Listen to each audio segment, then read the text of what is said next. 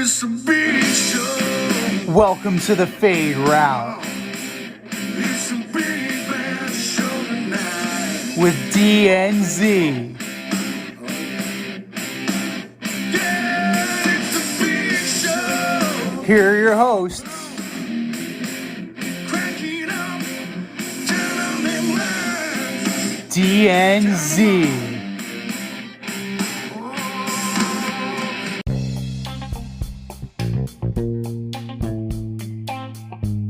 Welcome to this week's episode of the Fade Route with DNZ, special Friday edition. I am D, and we've got a great show for you today. The Astros go up 2-0 on the Yankees. The Padres and the Phillies are tied at one game apiece. And Zion and the Pelicans blow out the Nets. But we begin today's show with a trade that went down last night. Panthers star running back Christian McCaffrey was traded to the 49ers for a second, a third, and a fourth in the 2023 draft, and a fifth rounder in the 2024 draft. The 49ers have been struggling to keep their backs healthy, and Christian McCaffrey should certainly fill the void Elijah Mitchell left earlier in the season. So, Z, I ask you, what does this trade do for the 49ers? Well, it depletes their... First and foremost, it depletes their draft capital because you're looking at a second, a third, and a fourth round pick, and a fifth round pick in the 2024 draft. They're just going Los Angeles Rams on everybody. Fuck them picks. Fuck them picks. Fuck them picks. But I don't know. I mean, they were smart enough to not send a first round pick to Carolina, so I think even Carolina realizes that a first round pick would be a reach for a guy that I think we can all agree is injury prone. And Christian McCaffrey even leans into the joke where he said, I took a shit and I'm surprised they didn't end up on IR. Jeez. So like he's aware of his situation, but he's a dynamic player when he's on the field. The problem is this year he's been on the field like a JV level team, right? If there was relegation, the Carolina Panthers would probably be in the AF. And the AF hasn't been operating since 2019. 85 rushes, 393 yards. He's averaging 4.6 a carry, right? That's not bad. It's not great, but it's not bad. 2 touchdowns. But what this does is it ultimately benefits the passing game, right? Because now you don't have to worry about lining up Debo in the backfield, which he hates. Like, let's be real, Debo Samuel hates doing that, and that was kind of the bone of contention and why he has to be traded, is that he does not want to be featured in the offense in that way. He wants to be a wideout. This gives them the opportunity to do so, but it's a very short-term fix, right? Because you know as well as I do that Christian McCaffrey is going to get hurt. Yeah. It's a matter of when, not if. It is when. And, this is a very short-term deal. It's rich. It's a very rich deal for a short-term infusion. But, as far as what this means for the Niners, it's just like it's duct tape on a hole. Like it's it's not gonna work. Eventually, if we're talking about say it's a boat, you put duct tape there, right? It's not like those Flex Seal ads. The water's gonna get in. The water is going to get in because you have a hole in the boat. It does not matter that the duct tape is there. The water will find a way. And right now, the injuries are a problem. Defensively, injuries are a problem. Elijah Mitchell is a problem. Trey Lance is turning out to be a problem because Jimmy had to throw 41 times. You're not going to win if Jimmy is throwing 41 times. That's not who he is. He's a game manager. That's what Jimmy Garoppolo does, and that's what he excels at. Christian McCaffrey is another tool in the toolbox, but it's like a bent screwdriver. Yeah, I mean, so we know with Kyle Shanahan and his offense, people get hurt, man. Like running backs, even their quarterbacks. I mean, Jimmy got hurt last year. Trey got hurt this year. So I give him maybe 4 or 5 weeks before he gets hurt, and he's a guy that is dynamic, and I think he's going to be really good in this offense. But like you said, now Debo comes out of the backfield, which is great. I really think this is going to help Jimmy G. I think this is going to help him a lot. It's going to take a lot of pressure off him. People are going to have to respect that running game. But, you know, the 49ers, I believe they're like 3-3. So they're like a 500 football team right now. Now, the Rams have been struggling. I mean, the Rams look awful. Seahawks have been battling. I mean, they're playing tough. They're battling. And the Cards lost 8 straight home games. So last night was their first win at home in a really long time. And they just got DeAndre Hopkins back. So they definitely need to compete in the division. I like what they're doing, going for it. Also with the Panthers, they realize, you know, this is a wrap. They sent Robbie Anderson away. They're sending Christian McCaffrey away. They're starting over, and they're starting now. So good for them.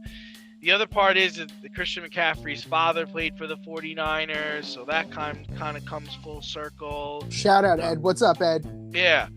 So, you know, I think it's a good move for the 49ers, who needed running back help. It destroys Jeff Wilson's value in fantasy. It destroys Elijah Mitchell's value in fantasy.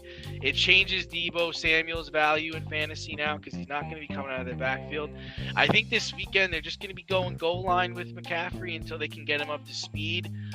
They got a big game against the Chiefs this weekend.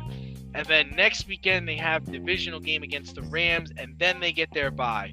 So really, they just got to get to their bye. They got to win this week, win next week, and get to their bye, and then they're going to be in good shape. I mean, all they need to do is get healthy and get whole. But to go back to what you were saying about this offense under Kyle Shanahan being dangerous. Yeah, like you're right. You're absolutely right, and it has translated to Miami as well, right? Because Mike McDaniel is bringing that offense to Miami, and he's gotten 3 quarterbacks murdered. The NFLPA needs to get involved here. Something's going on here. Like, I don't understand.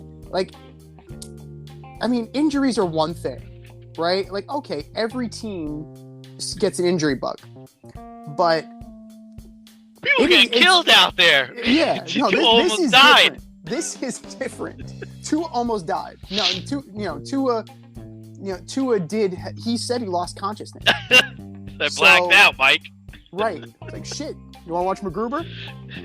No. Come on, get on the plane ride home. We're going. You coming? Coming with? Get up, bitch. We're going on an adventure. Pass me the Doritos. Oh my God. But, you know, like it is very interesting that this is happening in this kind of offense. But, you know, you really need to be concerned with both parties now, because the Niners, this is consistently an issue.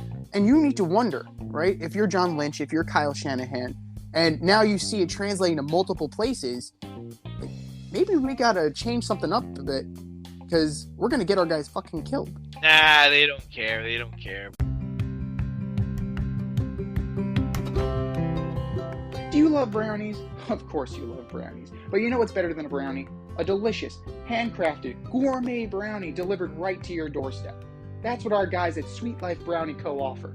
Chef Tommy D and the crew offer a dozen delicious delights that you will crave, from the classic OB to Dutch apple to campfire s'mores and many more. Check out their website, sweetlifebrownieco.com, for their Friday brownie drops. At noon, their site goes live and you see what they're making. Since you're there, become a site member and earn points. You earn 50 points just by signing up. Make sure you follow them on Instagram and Facebook too, at sweetlifebrownie_co, for the latest updates and their latest releases and creations. That's sweetlifebrownieco.com. Give them a call, 845-641-3043, and tell them D&Z sent you. That's sweetlifebrownieco.com, 845-641-3043. Sweet Life Brownie Co., because there's always room for a brownie. But, you know, this trade happened last night, and we wanted to jump on it right away, but the real story going on is Major League Baseball playoffs have been great, right? The Fantastic. Padres and the Phillies are now tied 1-1 after each team took care of the Braves and the Dodgers. Man, the Phillies finished in 3rd place in the NL East. They were up. They beat the Padres in the first game. They were up in the Padres in game 2, then lost the lead. How are the Phillies still in the playoffs? You get hot at the right time. Oh, don't give me that horse shit. Hot at the right time. They're batting Kyle Schwarber first, for God's sake. What kind of lineup is that? And what's your point? This is an analytics wet dream. Zach Wheeler, your boy, is their Never my ace. boy. I never liked him. Aaron Nola is their second guy. Like, come on, man. Like, No. this is not a good baseball team. no, they're not. So this is what I'll say, right? It's like I'm all for parity. I'm fine with that.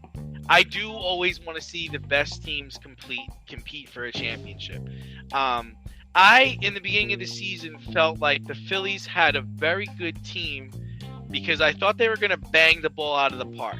I thought they were just going to crush people with Schwarber, Realmuto, Castellanos, Harper. Like, I just thought Hoskins. I thought they were just going to just bang the ball off everybody, right? And then That was the idea. you're halfway through the season, and they're just an average team. They wound up firing Girardi. And you're like, all right, this season's over. And then it's like, well, wait a minute. Now it's September and August, and they're hitting. Harper comes back after being out all summer. Then, they only have to win 3 out of 5 to knock the Braves out. They knock the Braves out. Now the Dodgers are gone. So they're facing the Padres. And it's like, wait a minute. This could actually happen. It absolutely could happen. But you know what? This is the mediocrity that Major League Baseball wanted. This is what happens when you give the 4 best teams a week off. And I know you don't want to hear it, but this is the fucking truth. Like, the Dodgers got steamrolled. The Braves got steamrolled. The Yankees had to go to 5 with the Guardians. The Astros are the only team that thoroughly handled their business. Slap And them even up, then, slap them up.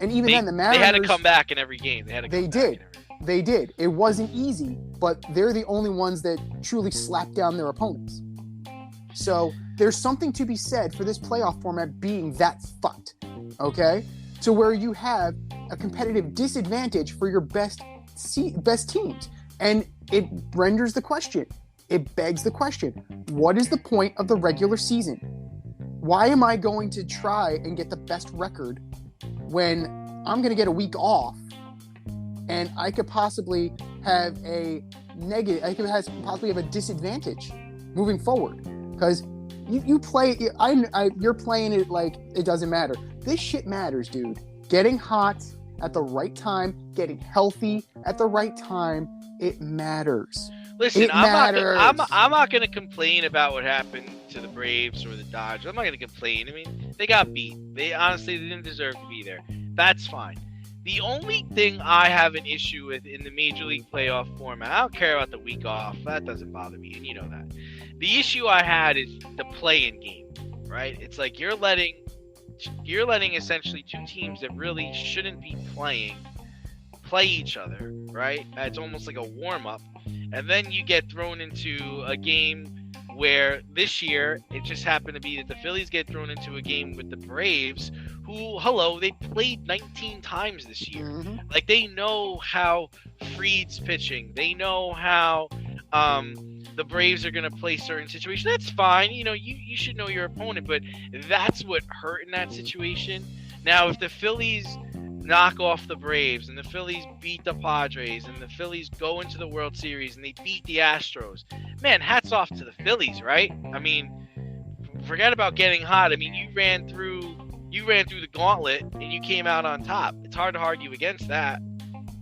No, it's hard to argue against that, but it's also hard to argue that the road was not made easier.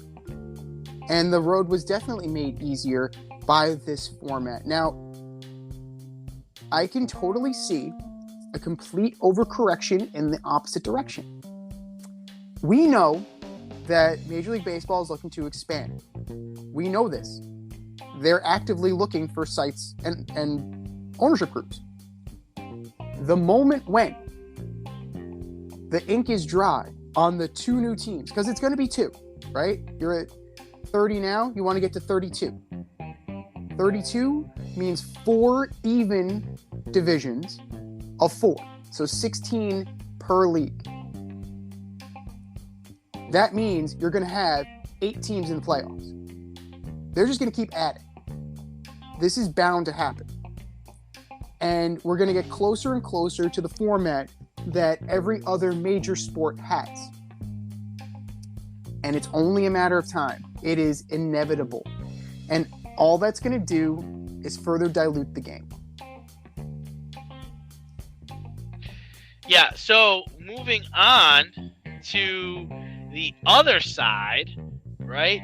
We have the Astros took the first 2 games of their series with the Yankees. Now the series shifts to New York as the Yankees look to get their first game in the series.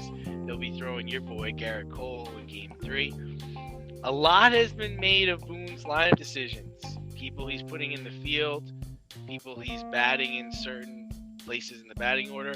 What do you think of the moves he's made so far? And do you think he's going to shake things up when they get back to the Bronx? What's there to shake up? Realistically, Josh Donaldson can't buy a hit right now. He looks lost. And they figured out, if I throw him a curveball, he's going to swing.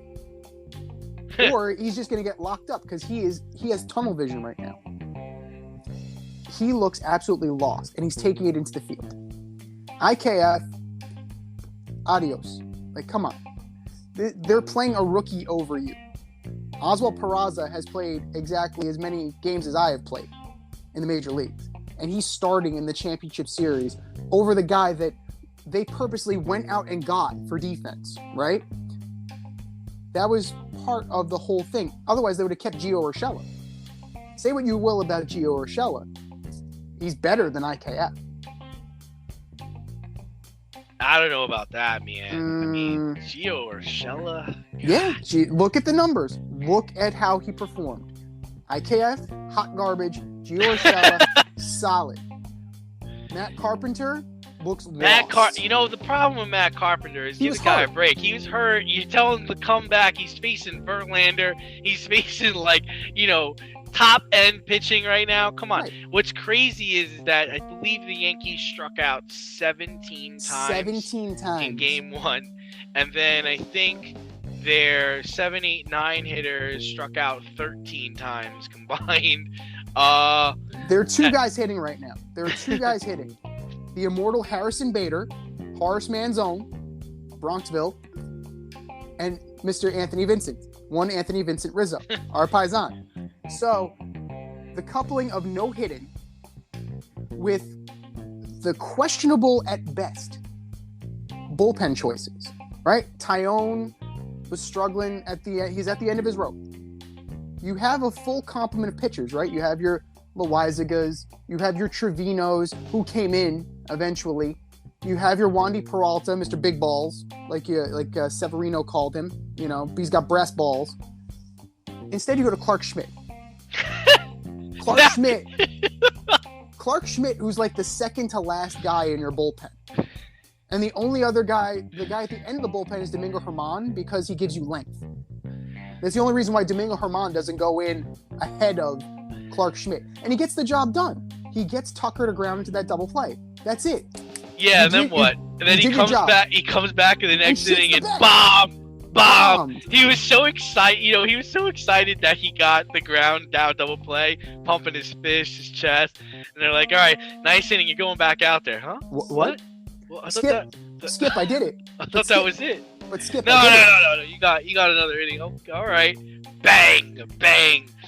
Listen. But Boone set this guy up for failure. Boone has been setting up a lot of people. But this just goes back to really the smoke and mirrors that was the Yankees this year, right? I mean, yeah, they had a great record, but I said it all summer. You can't bat Rizzo, then Stanton, and then John. Like, you can't create a lineup like that. Like, the bottom of the Yankees lineup is just hot garbage. It's just hot garbage. And when you get into the playoffs, and you're facing elite pitching every night, it just doesn't work. I mean, Well, they had. I'm gonna call bullshit on that for just 1 second. Let's look at the immortal bottom of the lineup of the Astros: Aledmus Diaz, right? Aledmus Diaz, Chas McCormick, and Martin Maldonado. But wait a minute. Those guys are getting on base, though. They're getting on base. McCormick hit a home run. Maldonado drew a key walk in the game. Like they're seeing pitches. They're players. They might not be elite talent, and they might not start on every team in Major League Baseball, but they're getting on base. They're making people work to get them out. I mean, come on, you can't really believe that. I believe you match up talent for talent. That talent is inferior to what the Yankees are putting out. The problem is they're not maximizing that talent. They ran up against Justin Verlander, they ran up against Framber Valdez. These alleged superstars, right? Your Josh Donaldsons, your Gleyber Torreses, your, IKFs. Like, say what you will about him, but they brought him in specifically to take the reins at shortstop because Gleyber couldn't hack it. Who they really miss is DJ LeMahieu. A healthy DJ LeMahieu lengthens this lineup, and it gets IKF out of the fucking lineup. But the other DJ part can play second. Yeah, but the other part with DJ LeMahieu is not DJ LeMahieu this year. You need like DJ LeMahieu from 2 years ago to help this team. Right. Well, injuries be damned. But the other part is I don't appreciate is like when you listen to New York radio, all the Yankee fans are crying, and everybody's saying, "Oh, we're the underdog." It's like, listen, I don't want to fucking hear it. You guys had the best record in Major League Baseball for the majority of the season. You still finished with one of the best records. They're probably the second best team left in regards of record wise, right? So I don't want to hear it. I don't want to hear it. You went out and get Harrison Baynard at the trade deadline, who is actually doing very well for them. Okay, you messed up with Aroldis Chapman. You didn't want to trade Volpe for better talent, right? You put yourselves in this situation. And I don't want to hear about the Astros and they're cheating. Listen, the Astros have been building this thing for 5 years. They said goodbye to Correa. They said goodbye to Springer, and they said hello Jordan Alvarez, hello Valdez, McCullers. Like we got a new way of winning. We got a good coach, Dusty Baker, and look at one of their best players can't even buy a hit right now. Altuve, I don't think he's like 0 for 22 or 0 for 25, but they're making it work. They're winning. Chapman's not on the roster. That's why Altuve's not hitting. but that's on the Yankees. Like I'm tired of hearing the crying. You're the New York Yankees. You've got 27, 28 world championships, whatever it is. You love sticking your chest out against all these other teams and all these other franchises. You want to shit on Houston because they cheated to win their World Series. Everybody forgets that Yankees won like 4 of their 6 championships during their heyday in the steroid era, when half of the team was on steroids, and their clubhouse guy, Roger Clemens' trainer, was giving just out steroids like the whole league, man. So I don't want to hear about cheating. This is a fair and square series. The Yankees have their ace pitching on in the next game, in Game 3. Go beat them. You guys decided to go for Cole when you could have went and signed a Justin Verlander this past offseason. Imagine if the Yankees had Verlander this year. Jeez. Be pretty good. It definitely would be pretty good. But did you hear, just to piggyback off what we were saying before, did you hear Aaron Boone on the Michael Kay show yesterday? No. So what happened was Michael Kay asks a question about Matt Carpenter, asking if it's fair that you didn't use Matt Carpenter in that Texas series to get him up to game speed. Instead, you chose to have him play in a simulated game against rehabbing players and minor leaguers when he could have gotten live bullets in. And his first taste of live action, you're throwing him out there against Justin fucking Verlander. To which Boone pauses, takes a beat, chuckles a little bit, and says, "You're unbelievable." Oh. So there is pushback from Aaron Boone, and Michael Kay gives it right back to him. He said, "How am I unbelievable? How is that an unfair question?" And Michael Kay is right. It is not an unfair question. So there are, the emperor is starting to see that he has no clothes. So it's one of the two things. And I said this to my girl yesterday. Shout out, baby. I love you. But lots of shout outs today. We're shouting at McCaffrey and my girl. We're good. I'm feeling the love. I love you, Ed McCaffrey. Didn't want him to feel left out. We love you too, Ed. But it's one of two things. It exposes the fact that Brian Cashman's really running this team and Aaron Boone has no answers. Or Aaron Boone feels entitled to some kind of protection for stupidity. And how many years of stupidity can Yankee fans actually excuse? Right? And Listen, I frankly, I think he deserves nothing. Yeah, but Chris Carpenter, I love the guy. I loved him when he was I'm sorry, not Chris Carpenter, Matt Carpenter. I loved both Cardinals. Both were Cardinals. So yeah, I loved him when he was a Cardinal. I always thought he was a phenomenal player just because of his versatility, his ability to hit. And it's possible that Boone was really just relying on him being a veteran and saying, "Hey, man, like you've been around for a long time, and I know you've been hurt, but I do think you can just get in there and hack it." And I wouldn't be. I like Boone. I like Aaron Boone a lot, actually. I like him as a manager. I like how he's just real about things. Like, I don't feel like he sugarcoats stuff. Even like what you telling me went at Michael Kay yesterday. Good for him. Like, I like what he does. I think he's doing the best that he can. I don't blame this on him. There's not much he could do. The only thing I'd say with him is I don't like the way he bats his lineup. I don't like the way he makes his lineup out. I don't like Aaron Judge hitting second. And I've said this to everybody I talk to. The problem with him batting second is if you get that leadoff guy out, I no longer have to pitch to Aaron Judge. I'll pitch around him if I walk him, whatever.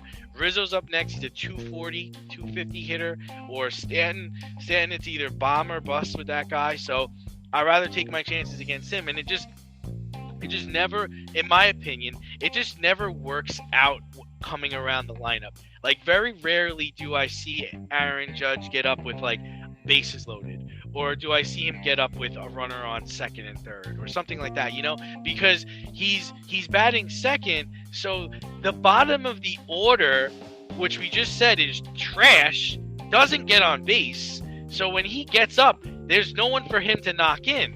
Where now, if you changed it and you bat him fourth and you have a Bader in front of him, or you have, I don't really like Rizzo, but if you want to put Rizzo at bat third, he's got a chance to knock some people in. I don't like the way they do the lineup. We'll spin this forward, right? We're going to be in the off season very soon, in a couple weeks, and the rumors are already flowing, right?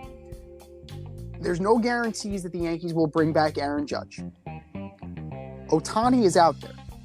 Now, do you, as the Yankees, right, try and give up the farm to bring in a pair? You bring in Ohtani and you bring in Anthony Rendon. Yeah, the problem with that is Rendon is just hurt all the time. That's number one. It's not him. But I find but he's better than Donaldson. I find it very, very unlikely that the Angels are going to deal Ohtani before the trade deadline, because he's only got a 1-year, $30 million contract. They're going to try to get as much out of him for at least half the season before they flip him.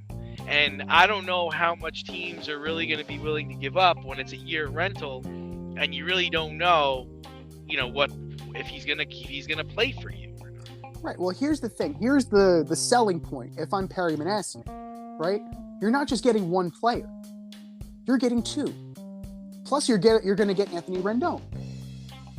You're going to get Ohtani the pitcher, and you're going to get Ohtani the hitter. You're getting your everyday DH, and on the fifth day, you're going to get him in the rotation. So if you're going to sell him on that, that's how I can recoup a shit ton of prospects for this.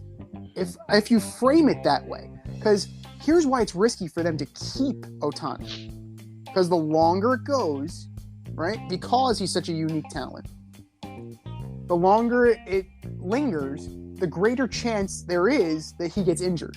Yeah. And that, you just shot yourself in the foot. So you need to strike while the iron is hot. You need to make sure that you're out in front of this thing and you maximize as much as possible in that return. And the only way to do that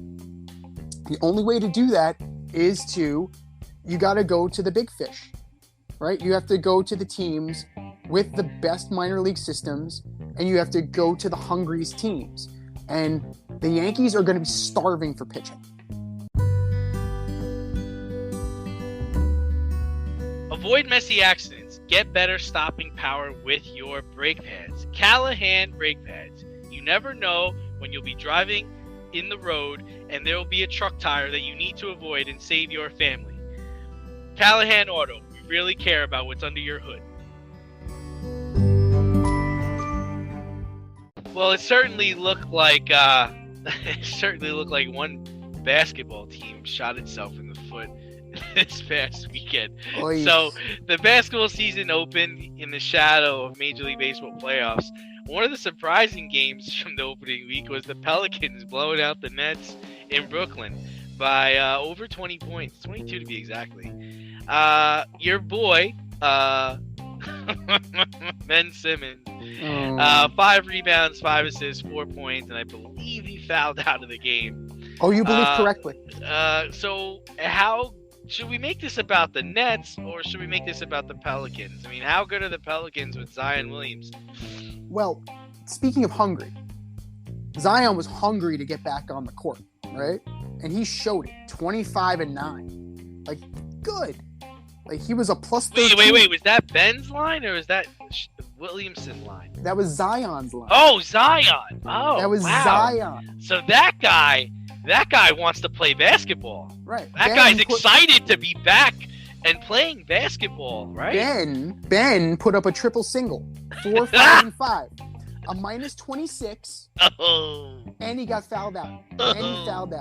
And the iconic image of the three of them in their warm-ups watching.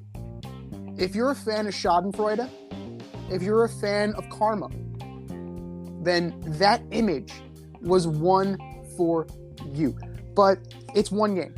Like, I am not here to bury the Nets. The Nets will bury themselves. The Nets will bury themselves. Yeah. The Nets will bury themselves. I don't need to do anything. I'm here to praise the Pelicans, right? You're looking at Valanciunas had a double-double, right? 15 and 13. Brandon Ingram, 28 and 7. He's their guy, man. 21 and 4. Like, they're primed to take that next step, right? The West is weak. Utah decided to blow things up. The Lakers stink. Like, there's plenty of room. There's plenty of space. I really liked the way the Bulls looked this opening game. They beat the Heat. I really liked how the Cavaliers looked. I really think the Cavaliers are going to compete. And man, the Clippers just knocked off the Lakers last night. Kawhi, I think, hit the game-winning shot or hit a clutch shot. But that's the thing. The Clippers look good. The Clippers look good. They're going to fill the vacuum, right? It's a 4-5 team, right? You can pretty much fill in the top 5 right now, and everybody else is going to be battling for the scraps. Just to go back to the Nets for a minute. I mean, you're not going to beat many teams giving up 32 points in a quarter, 40 points in a quarter. I mean, they gave up 72 points just in the second half. There's one team that could do it, and that was the D'Antoni Suns. Because they would give up 32, but they would have scored 52. Right. So, I mean, like I said, I really wanted to see Nash make an imprint on Ben Simmons. And, I mean, I know it's just one game, but it doesn't look like he's made a dent. And, you know, I briefly discussed the Clipper win, but, you know, I guess we got to talk about the Lakers. We have to. I guess so. They lost the opening night game, and then they lost their opening night game to the Warriors. Like I said, yesterday they lost to the Clippers. Are these the final years of LeBron James? Is he going to play out these final years like Michael Jordan, just accumulating a vast bunch of numbers, but the team doesn't really win? It looks like it. I mean, if you're running out, Lonnie Walker the fourth, Patrick Beverly, Russ. It's not going to work. Like, this is not. I mean, you're trying to make this happen. It's not going to work. Not at all. And the real player that makes this team go is Anthony Davis. And the problem is, can you trust Anthony Davis? And that's a resounding no. How many times? It goes back to Christian McCaffrey, right? We were talking about Christian McCaffrey in the beginning. He's the man. He's the man in that offense. But for how long? There's a reason why Anthony Davis is nicknamed Street Clothes. There's a reason why. And the dude cannot stay healthy. Now, they seem to have managed his minutes. He only played 36 minutes in the opener. Now, granted, they got their doors blown off by the Warriors, but they're the defending champs. So there's something to be said for that. Then to go out and get and then lose to the Clippers. They lost by 6. It was a close game, but I mean, you want to talk about Ben Simmons having a bad stat line? How about Russell Westbrook? 2 points, 4 assists, and 3 rebounds in 27 minutes. If you want out, if Russ really wants out, then he needs to start playing better, right? Because who's going to trade for him? Is that what you think? You think he's playing that way because he wants out? I just think that's who he is. I mean, I don't think he's any better than that. That's just who he is, man. I think that if he really wants to facilitate this, he's got to find a new gear. Because it's one of two things, right? He's either going to play this shitty and they're going to buy him out, which may be the plan. I don't know. Like, this may be who he is. But either he's going to play this shitty and they're going to buy him out, or he's going to play well enough that a team is going to come calling. Because that Indiana deal was the best deal possible, and I'd rather have Buddy Hield. Like, wouldn't you? Like, I'd rather have like a warm cup of soup. Like, this isn't working. It's disappointing to see Kendrick Nunn too not really get any burn and not really play well. I thought he was really good coming out of college. Yeah, well, I mean, he never should have left Miami. Kendrick Nunn never should have left Miami. Yeah, the Westbrook thing, it's just bad. I mean, 2 points, dude. Mm-hmm. I mean, you could have got lucky and got 2 points last night against the Clippers. I mean, come on. It's just like, and yeah, it does seem like LeBron is trending towards that Michael Jordan end of his era kind of thing. I mean, that's what Michael did. I mean, Michael went to the Wizards, played exceptionally well. At Fred Levy, he was averaging like 20, 22, 23 points and, 4 or 5 assists. And, they would become like a 6 seed, 7 seed. No, they would be like a 7 seed, 8 seed, not make the playoffs. And it's just like, whatever. And that's where this is heading. There's no fixing this. No, but, so Michael also didn't have the revenue streams and different avenues for social activism and other interests, right? I mean, Michael liked to gamble. Yeah. Michael liked to golf. Yeah. Michael liked to smoke his cigars. That was his interest. Those were his interests. Right. The other idea would be maybe the Lakers need to just see what it is and trade him. Trade LeBron. Trade him somewhere because he's got value. You trade him to a contender, trade him to a team that needs a superstar player and take all their draft picks because there's nothing I don't even think a team's really going to be that interested in Anthony Davis. Maybe the Pacers would be. I'm chuckling over here. You know who I immediately thought of when you said trade LeBron? Who? The New York Knicks. Oh, it's God. Finally time. It's time. They don't need him. He's on death's door. Let's get him. Yeah. Need some last-minute fantasy football advice? Then the boys at the Fade Route have you covered. Tune in every NFL Sunday to Red Light, Green Light 1, 2, 3 with DNZ. D and I give you our top 1, 2, 3 fantasy starts or green light, and fantasy sits or red light. That's Red Light, Green Light 1, 2, 3 every NFL Sunday during the season. You can find us on Apple Podcasts, Spotify, and wherever you get the Fade Route. That's Red Light, Green Light 1, 2, 3 with DNZ every NFL Sunday during the season. Speaking about people on death's door, two quarterbacks had really, really tough weekends. Two Hall of Fame quarterbacks. I wouldn't say both of them are greats. One of them is definitely great. The other guy is good. The Packers and the Bucs had bad losses. The Jets bested the Packers in Lambeau, and the Bucs lost to Kenny Pickett and the Steelers in Pittsburgh. Aaron did not show up to OTAs. Brady didn't do final walkthrough with his team, met them in Pittsburgh, and then he had the audacity to scream at his lineman on national TV. Man, bad luck there, Tom. Has either quarterback lost their team? Well, it's hard to say, right? It's definitely hard to say because these are two veterans. They are the faces of their franchise. They've invested so much in them. And in Brady's case, they built around him. Unlike Aaron Rodgers, who took all the money and they decided to dump his best player. But this has been brewing a long time with Rodgers, right? This has been a long time coming. If for fans of karma, fans of Schadenfreude, this is for you. The Packers are slowly chipping away, right? It's slowly eroding around Mr. Rodgers. And it's all the more evident that they did not invest in the proper talent to keep this train going. And they chose to effectively placate this quarterback instead of getting rid of him. Identify the problem and then deal with the problem.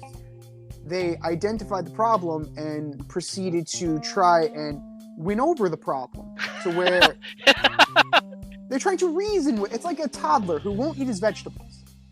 You know, you just, here comes the train, and then the toddler spits in your face, spits the food back. Like, that's kind of what this is. Like, this is what Aaron Rodgers is. This is what he's been doing for years in Green Bay. It's now just coming to a head. And that head is going to burst. And it's going to cost LaFleur. It's going to cost Gutekunst. It's going to cost Rodgers. It's going to cost the entire team.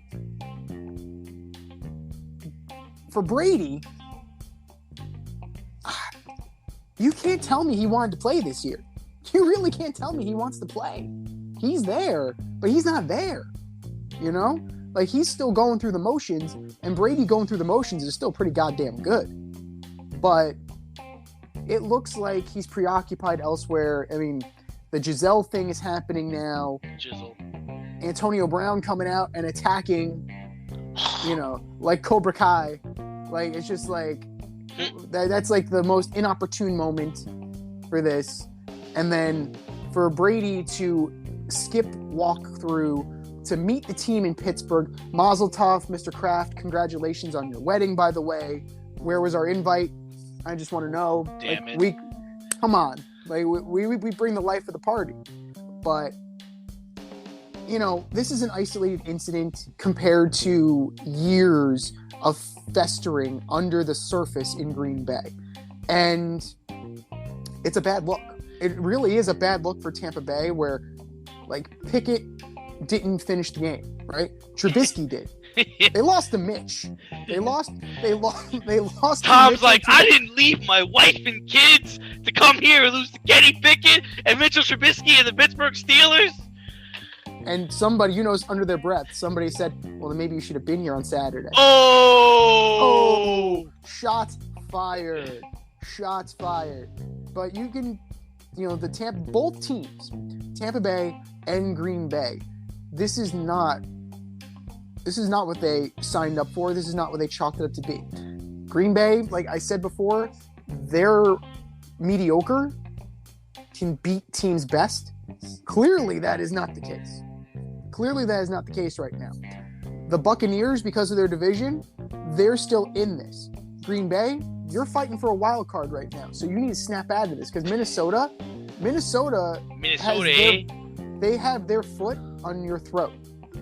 They're ready to close this division out, and you need to be able to do something about it. But you know, we're analyzing Tampa Bay and Green Bay too much. Give credit where credit is due. The Jets took that game. Stop. They did. Stop. Z, the quarterback had 99 yards passing. They were 1 for 11 on third down. Stop.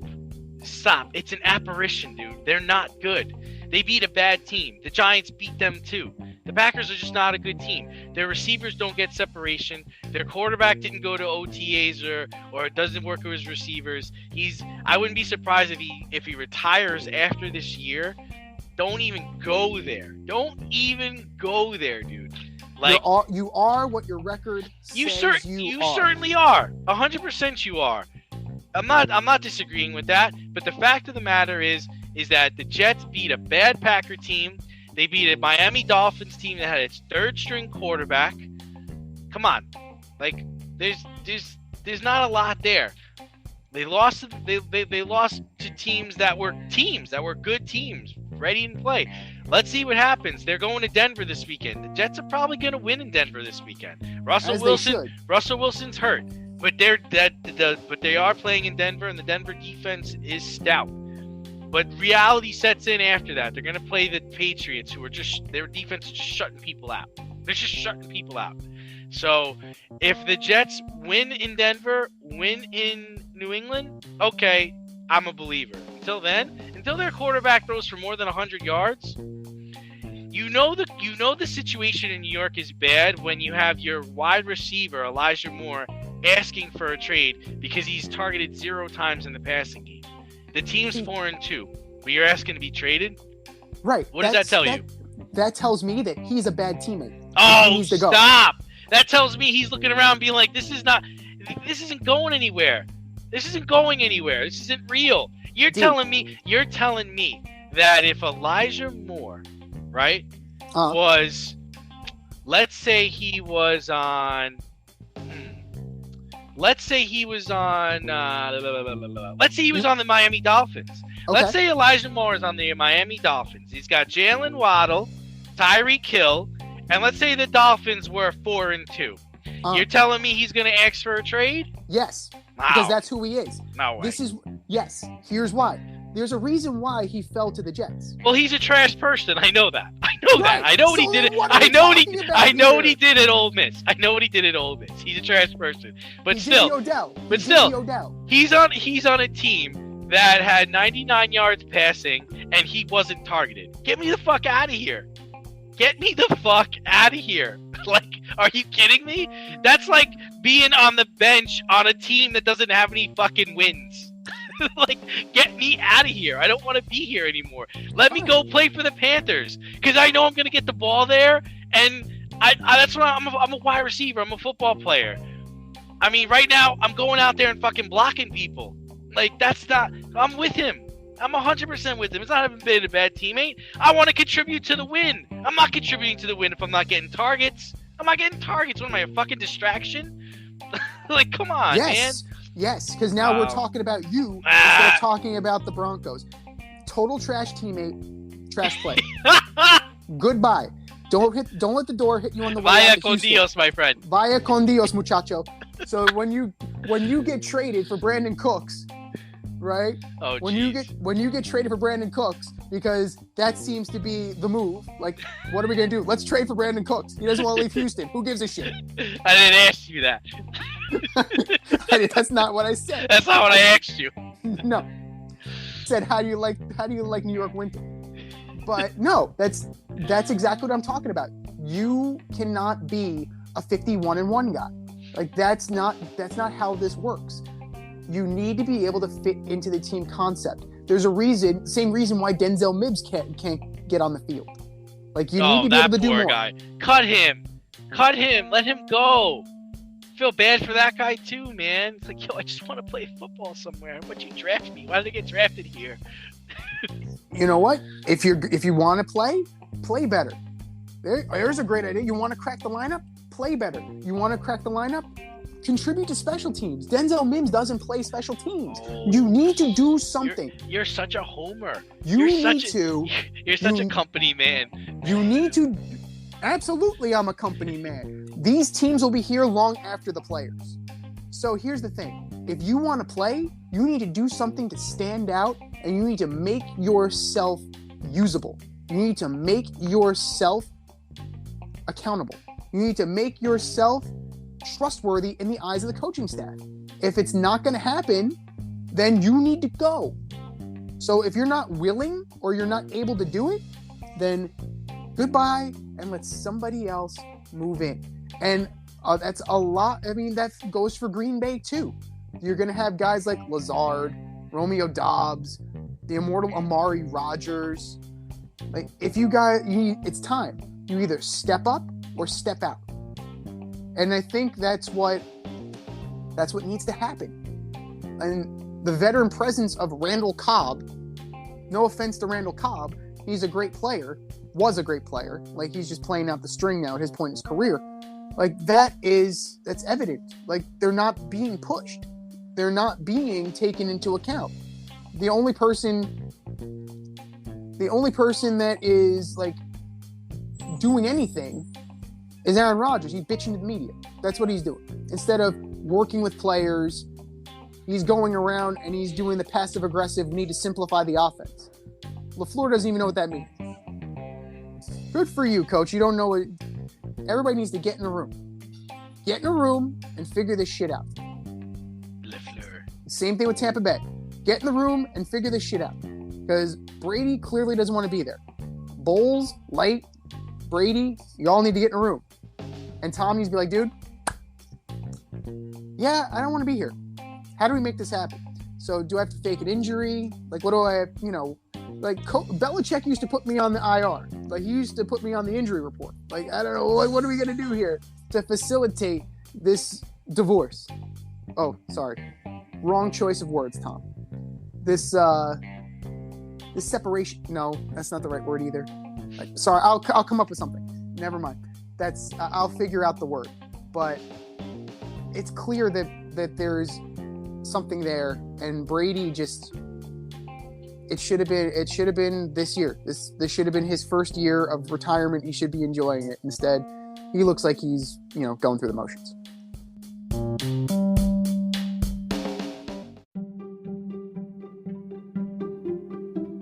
The choice is yours. Swipe left or swipe right.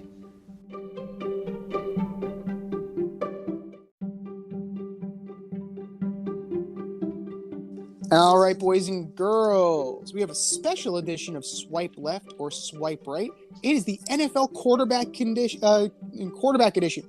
We have 3 starting quarterbacks, and we're either going to swipe left or swipe right on them. Swipe left or swipe right. Number 1, Patriots quarterback Bailey Zappi. Yeah, this comes up because Mac Jones seems like he's ready to roll. Seems like he's ready to play this week. I'm swiping right for Bailey Zappi. I think they stick with him. He's a model for efficiency at quarterback. He hits the open wide receiver. He doesn't turn the football over. There's no reason to, he wins. There's no reason to rush Mac Jones back. Mac Jones is your guy, but, this guy's getting it done. So I stick with Bailey Zappi. You know who you just described, right? You know who that sounds like. Go ahead. One Mr. Jimmy G.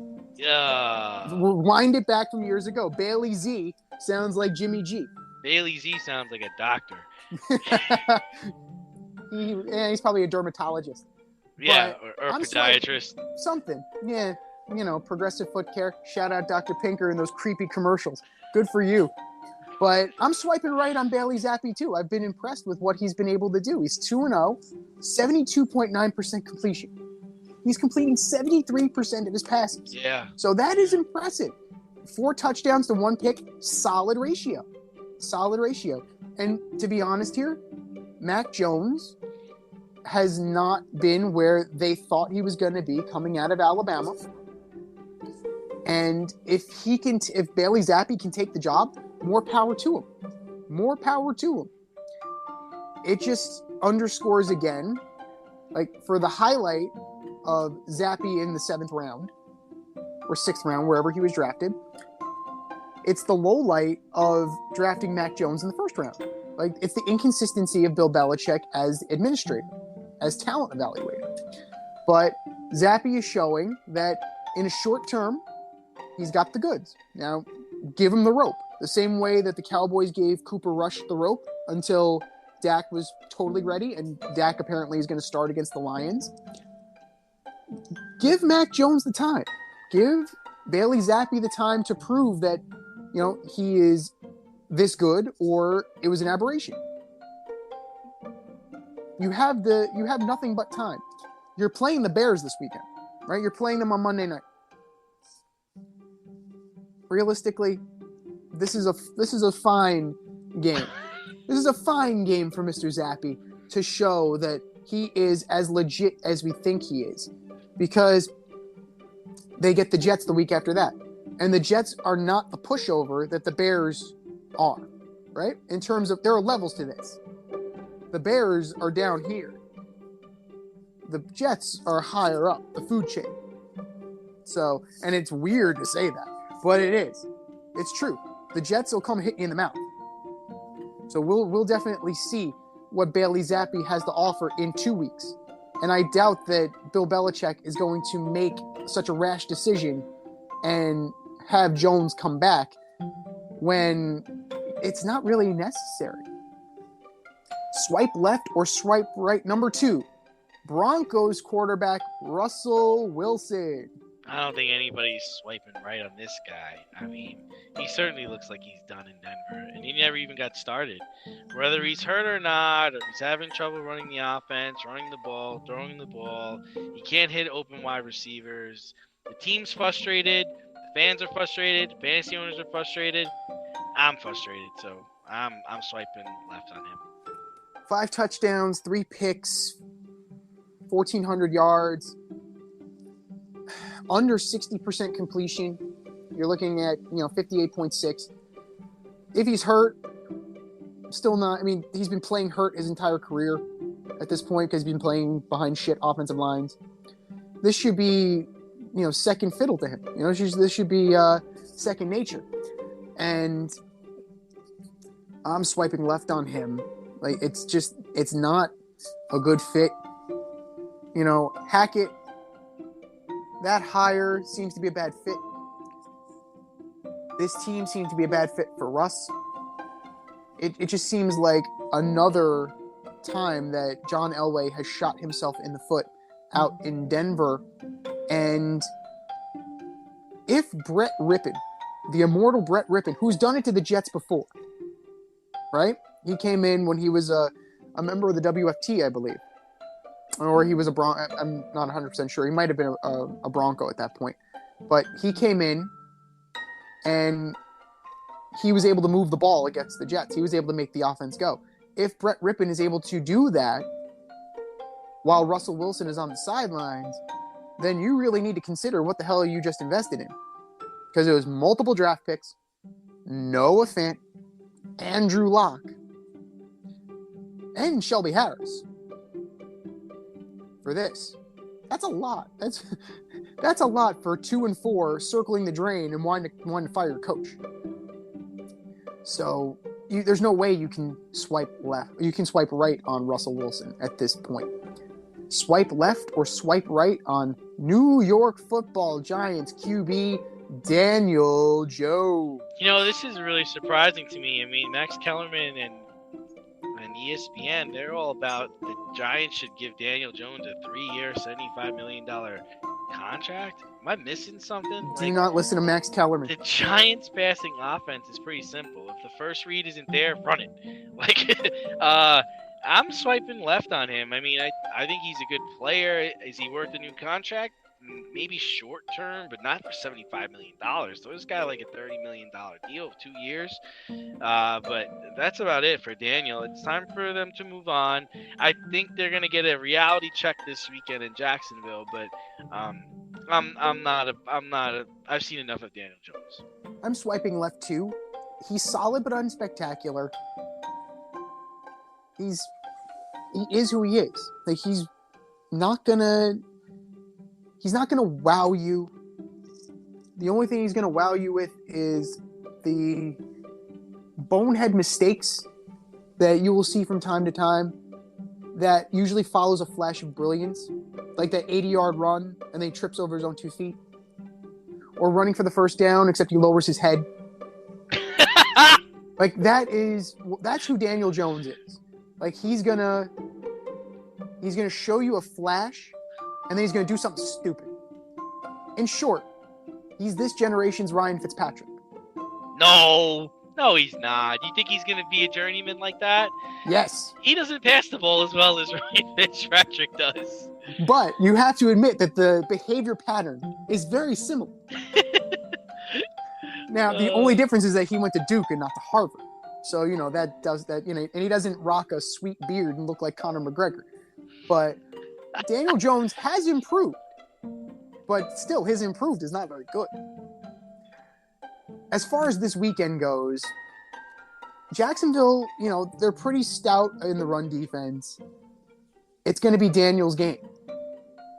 And I think he'll do enough. I don't think he's not gonna wow you. He never wows you with his stat lines. Like this year, like against Green Bay, 217. Like that's the most he's thrown for this year. No touchdowns, no picks. A lot of yards. So he's the very definition of he is who he is. And, that's fine. He hasn't earned a lucrative deal. He hasn't earned a long-term deal. Not by a long shot. Absolutely not.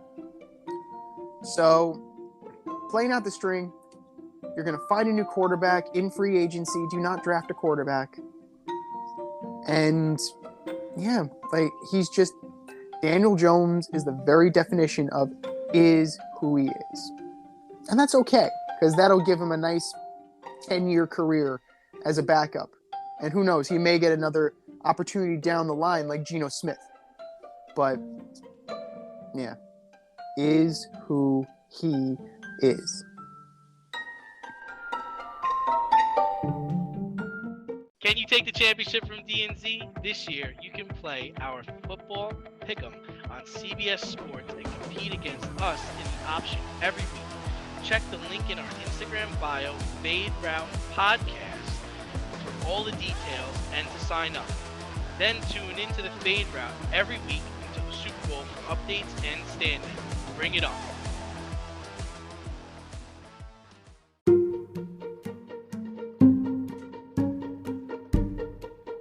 The Fade Store presents the Alleged Superstar of the Week Award.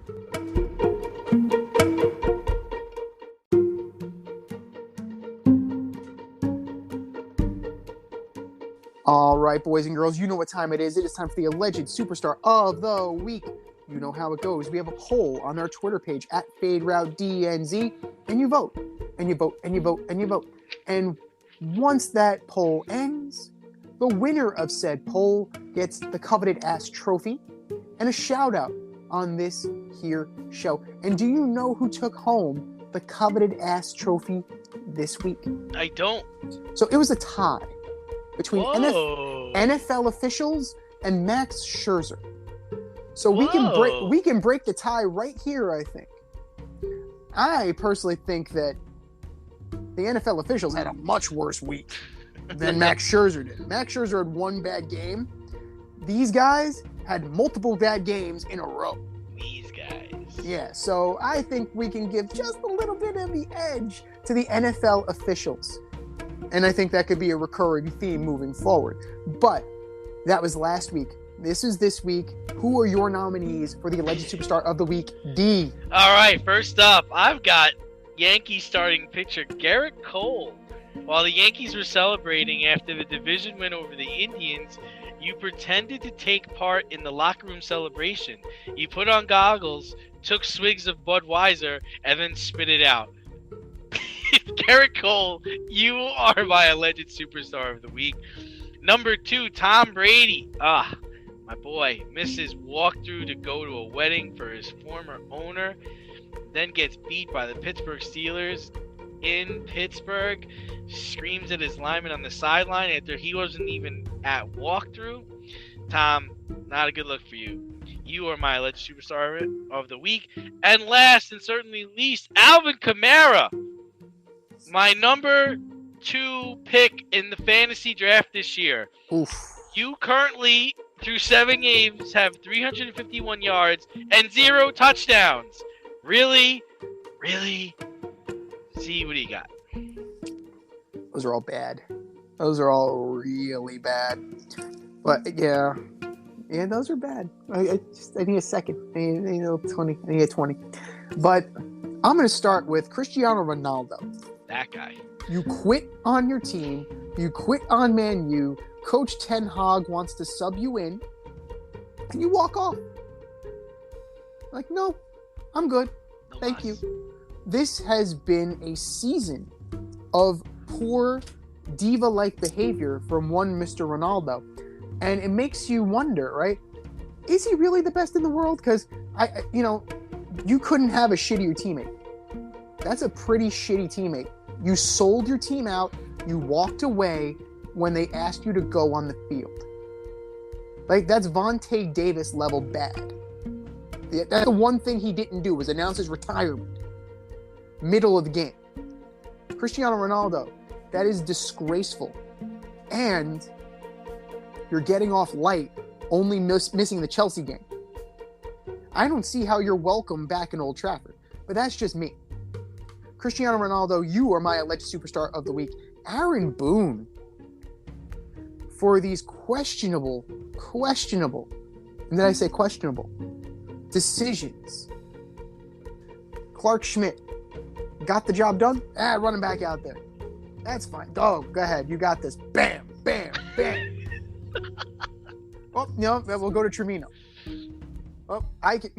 Aaron Hicks is hurt. Let's put in Marvin Gonzalez. What? Okay. It's just one decision after another. And I'm going to lump in the Michael K thing too. Take your medicine like a man. You don't need to you don't need to go back at Michael K. You can be the bigger man there. Right? You can answer his question like a professional and move on. But you're stirring the pot, and it makes me think that either you have no power or that you deserve some kind of break. You deserve nothing. You deserve what you're getting. And most likely, if you lose, you're getting a pink slip. I'm just saying, Aaron. Aaron Boone, you are my alleged superstar of the week. And last but not least, Elijah Moore. This is the most relevant the Jets have been in a very long time. And you are turning around and making it about yourself and your targets and your carries and your yards rather than the team. This is not an individual sport. You want an individual sport? Go play fantasy football. At the end of the day, it's still about team wins. So if you get shipped out to the sorry no account Houston Texans or the sorry no account Chicago Bears or the NFL equivalent of Siberia, it's on you. You had the chance to be a good teammate. You're choosing otherwise. Just like guys before you, like Jamal Adams, like Darrelle Revis. Don't go full Revis. Don't go full Jamal. The Jets seem to win most of that. Elijah Moore, you are my alleged superstar of the week. I've said my piece. D has said his piece. The poll goes up after the show at FadeRouteDNZ on Twitter and for our nominees.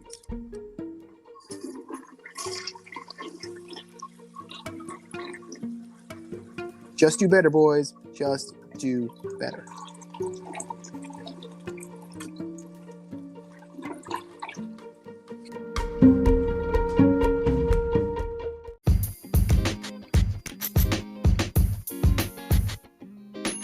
Your favorite podcast has its own merch line now. Go to the Fade store with DNZ.com today for all your Fade Route merch needs.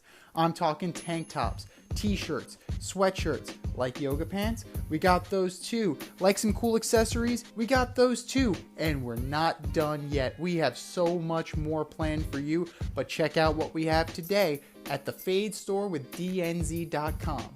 That's the Fade store with DNZ.com.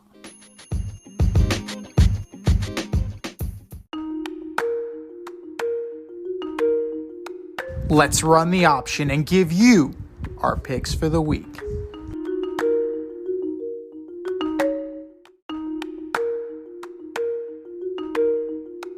It is the option for week 7. And if you have not joined our CBS Pick'em League yet for the option, what are you waiting for? It's already week 7, guys. Get on there. Follow that Instagram link in bio at Fade Route Podcast. Sign up today and play against us. Had a pretty decent week last week. I took home the win, but Foxy is still in the lead. It's close though. The difference between first and second place is only 4 points, and we have a 3-way tie at second place. But it is time to go. We missed last night's game, but we both had the Cardinals. My apologies. Was under the weather. Won't happen again, or maybe it will. Who knows? We're going to go right into Sunday. The 2-4 Browns go into Baltimore to take on the 3-3 Ravens. I am taking Baltimore. Gotta think they rebound after that Giant loss. This is tough. This is a tough game. You'd think so. Yeah, it's hard to see the Ravens losing this game. It's going to be close, but they got Tucker. The other team doesn't. That's all you need. Ravens win.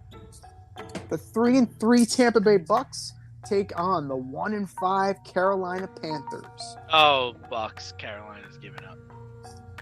Yeah, that's the white flag. They are waving the white flag. Bucks should take this pretty easily. You know, Brady can go to a bar mitzvah on Saturday. I mean, he went to the wedding last week. He can go to, he can go wherever he wants on Saturday. He'll be fine on Sunday. The 3-3 Falcons at the 3-3 Bengals. I originally chose the Bengals, but I'm going to say the Falcons. I think they're trying a little hard. This is going to be a shootout. I don't believe in the Falcons defense. Can't trust the Bengals defense. Can't trust the Bengals O-line. Grady Jarrett will get home. Now the question is, will it be considered a roughing the passer? He needs to rock Joe Burrow to bed. He's got to put his binky in, and he's got to tell him a lullaby. He's got to sing him a little lullaby. And then maybe they'll only give him 5 yards instead of 15. So I'm going to say the Bengals, they have a little more firepower, and that's what's going to take it home.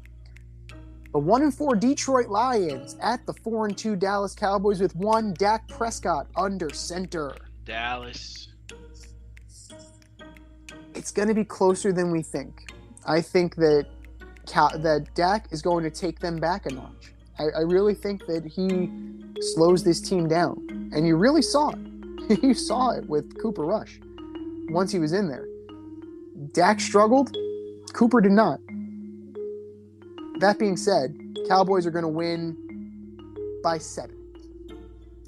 The 5-1 New York Football Giants go into Jacksonville, which has been a house of horrors for them, to take on the 2-4 Jaguars. Yeah, I think it's a trap game, so I'm going to go with Jacksonville. Fool me once on Jacksonville. Actually, I got fooled 3 times this year on Jacksonville. So I'm going with the Giants. I think that they'll do just enough to win.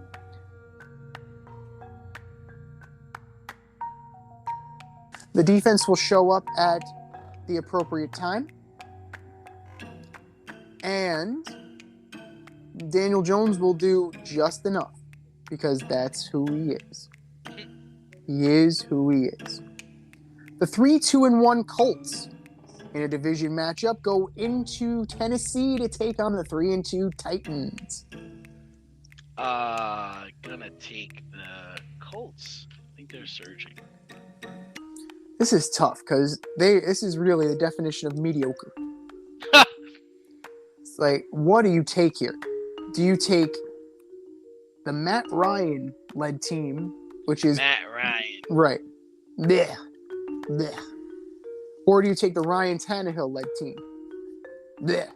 Like Jonathan Taylor is no great shakes this year. Derrick Henry is no great shakes this year. Like this is, the Colts have already played to a tie this year. It would not surprise me if they played to a tie again. But I'll go Titans. I will go Titans on this. I think Henry will have a better game than he's been having. And Matt Ryan will do Matt Ryan things at the least opportune time. The 3-3 Packers at the 2-4 Washington Commanders led by the immortal Taylor Heineke. Yeah, I'm going Washington. I think they're going to get after Aaron. Yeah, the Packers are swirling around the drain, but I'm going to go with the Packers because if they have any pride, they show up this game. If they fall to 3-4, you're officially in a free fall. And heads are going to roll. Heads are definitely going to start rolling in Green Bay. But I got them this week. We'll see. We're into the 4 o'clock hour. The 4-2 New York Jets go into the Mile High to take on the 2-4 Denver Broncos. Yeah, I'm taking the Jets, man. Jets pretty handily. That defense plays. Brett Rippon isn't any good. Zach Wilson is just going to have to stay out of the way. So this is the Breece Hall show. Sounds familiar, except one team is blue, the other team is green. How about that? The 1-3-1 Houston Texans go into Vegas to take on the 1-4 Raiders. I gotta say the Raiders. I mean, especially coming off of the loss and the bye, they gotta beat the Texans handedly. Yeah, this is another mediocrity bowl. The Raiders are the better team, at least on paper. They should take this home. It wouldn't, in true Raider fashion, it wouldn't surprise me if they laid an egg, because that's what they do. And somewhere Rich Bisaccia is smiling. But I'm going to take the Raiders. I think talent will trump all. But look for Dameon Pierce to have a really good game on the ground against the Raiders. The 3-3 Seahawks go into SoFi to take on the 4-2 Chargers. I'm taking the Seahawks. This is a tough game. This is a way tougher game than we could have thought at the beginning of the year, right? Seahawks aren't any good. They're rebuilding, but they're holding their own. I'm going to take the Chargers. It's going to be close. And Herbert is going to pull it out at the end. The 4-2 Chiefs go into Santa Clara to take on the 3-3 49ers. I'm going to take the Chiefs. How about them Chiefs? Like, there's going to be a lot of smoke and mirrors from the 49ers this week. It's going to be a shootout, but one team has Patrick Mahomes, the other team does not. I will take the team that has Patrick Mahomes. Your Sunday night, the Sunday night game. The 2-4 Steelers go into Miami to take on the 3-3 Dolphins. I'm taking the Dolphins. Tua's back. I think they're going to play well. This is a stinker. This is a big stinker of a game. Right? Even if Tua is healthy, this offense is such that they could get him hurt again.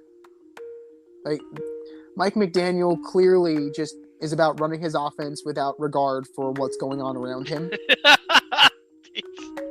It's like, fuck this. I'm proving how smart I am. All right, well, one's in an arm brace, one's in a neck brace. and the other's on a gurney. But you got your point across, coach. You're a good offensive coach. That being said, the Steelers are no good, right? Mitch is going to be under center. Dolphins, but it's not going to be pretty.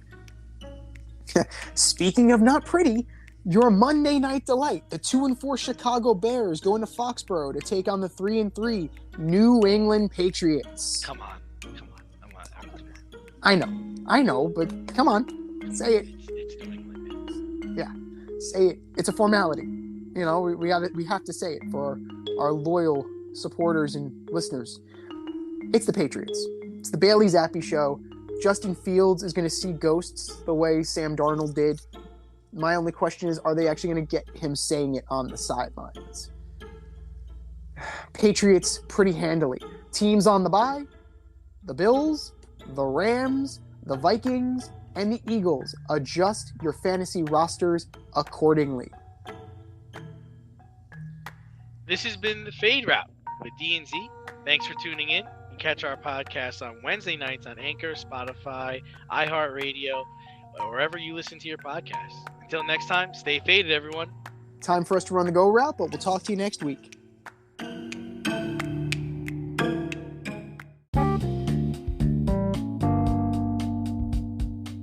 Want to get in on the action? We want to hear from you. Hit us up, faderoutemail@gmail.com. Slide in our DMs on IG @FadeRoutePodcast. Drop us a DM on Twitter @FadeRouteDNZ. Comment on our YouTube channel, The Fade Route with DNZ. Questions, comments, picks, segment suggestions, you name it, we want to hear from you. Get at us, in crowd. Thanks for listening to this episode of our podcast. If you like what you heard and want to hear more, be sure to like and subscribe on your favorite podcast platform. Rate us 5 stars, leave us a review, turn on subscription notifications, and tell your friends. Spread the word, spread it wide.